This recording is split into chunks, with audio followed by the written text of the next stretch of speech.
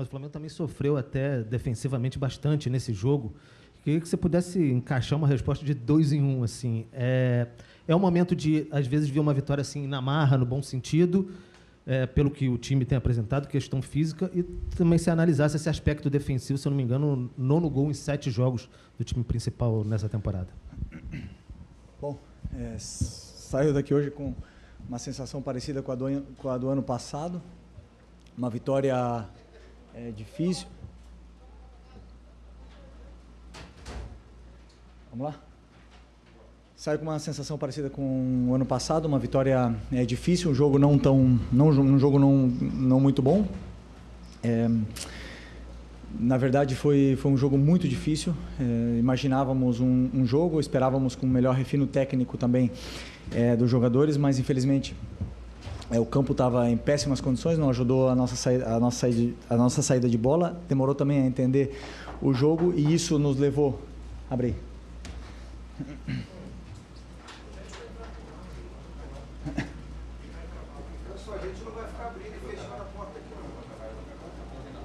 Vamos lá?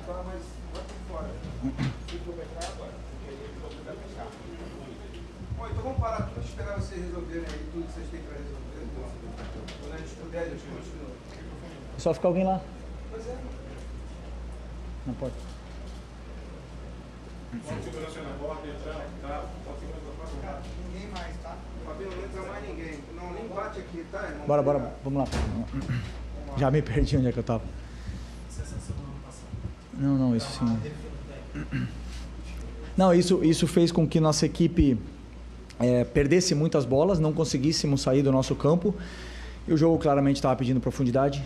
Tanto é que o segundo gol do Cebolinha veio num ataque ao espaço. E tínhamos poucos jogadores com essa característica no primeiro tempo. No segundo tempo, com o resultado... Eu sabia que o jogo pedia isso, mas com o resultado... esperava com algumas correções que melhorasse e melhorou.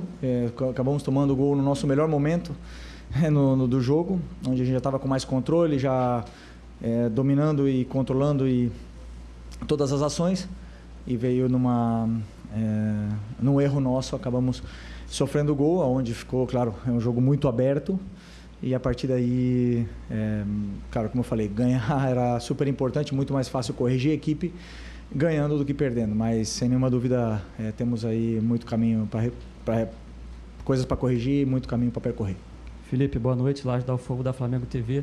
Felipe, depois de 3 rodadas do Brasileiro, eu queria que você fizesse um balanço, um contexto mais geral mesmo, dos principais desafios que você tem encontrado para trabalhar o Campeonato Brasileiro mais cedo dessa vez, uma novidade no calendário, em meio a jogos decisivos do Carioca, Recopa e também a Supercopa do Brasil. O Campeonato Brasileiro é sempre, para mim, o mais difícil de conquistar.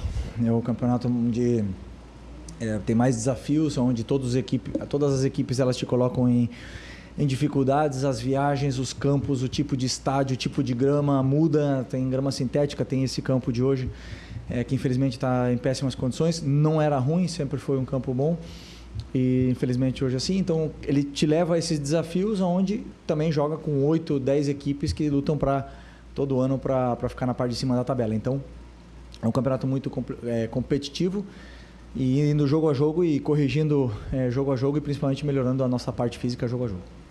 Felipe aqui, boa noite, Sidão Marinho da Litoral News. Queria que você fizesse uma avaliação da parte defensiva dentro dessa temporada. A gente tem visto alguns erros que não costumam acontecer. E em cima dessa linha defensiva tem o Rossi. E a importância de ter um goleiro desse quilate, desse tamanho, para construir esse resultado hoje. Porque os 3 pontos são fundamentais para o Flamengo nessa arrancada inicial do Brasileiro. Obrigado.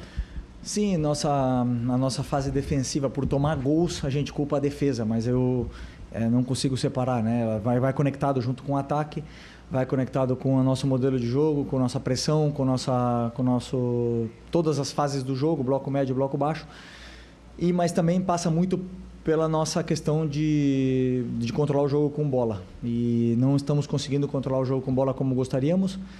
E essa parte é que eu preciso corrigir, mas não é só o sistema defensivo, é um todo que acaba estourando sempre na nossa fase defensiva. Até mesmo, se eu não me engano, o gol e o pênalti vieram de erros técnicos e contra-ataque. Então, estamos sofrendo com transições, e nesse aspecto aí temos que melhorar. Felipe, aqui boa noite. O Rossi, desculpa.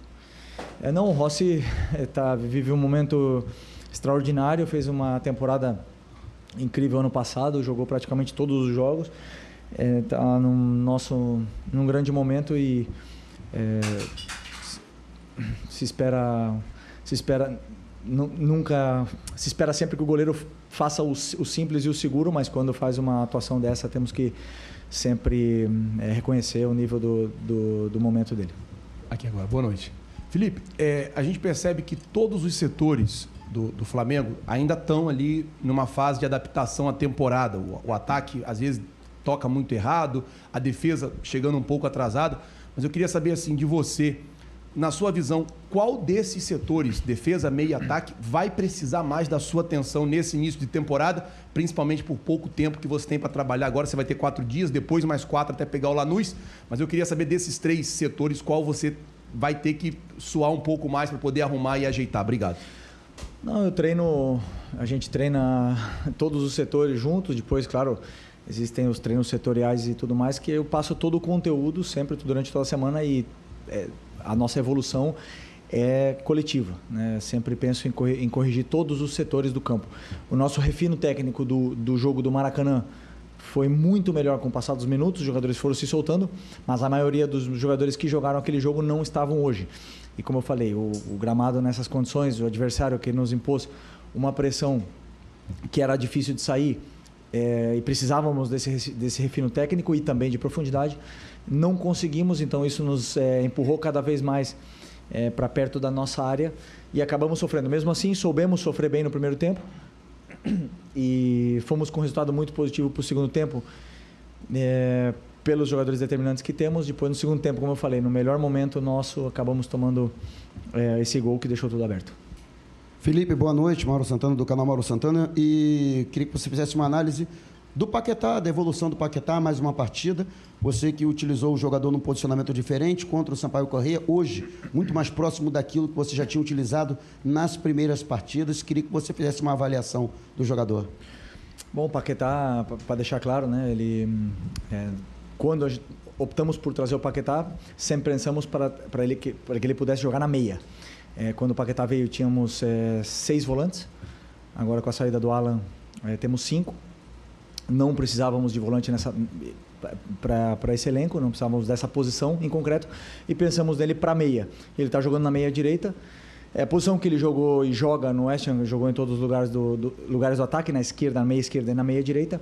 A única diferença é que muitas vezes ele vai precisar marcar como um extremo, mas hoje eu tentei fazer com que o modelo fosse para que ele pudesse pressionar alto, não conseguimos encaixar nossa pressão muito pela perda da nossa bola e ele acabou sofrendo mais do que eu esperava, né?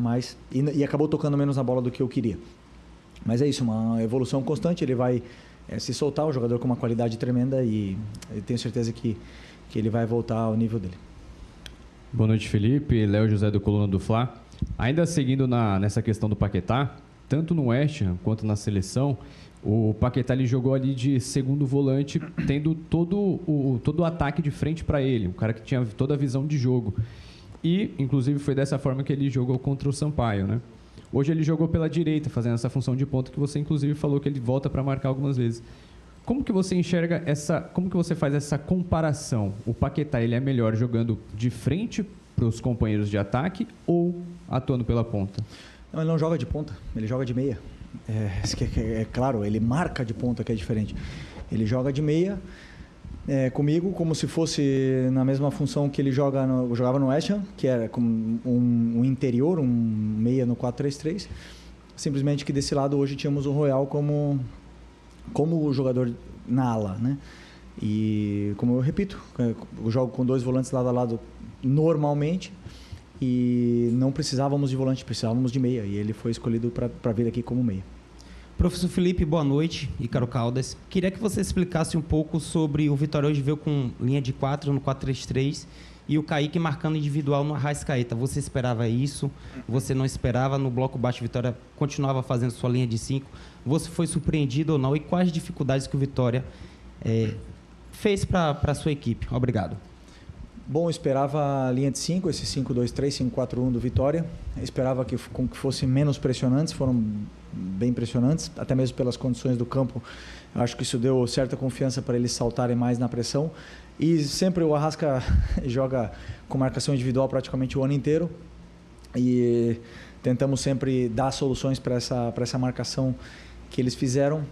Mas, como eu falei, esse tipo de marcação individual, onde entra todos os adversários dentro do nosso campo, o espaço está sempre na profundidade. E aí que no segundo tempo corrigimos esse detalhe e o time já conseguiu sair mais dessa pressão do Vitória e fazer ele jogar perto da área deles.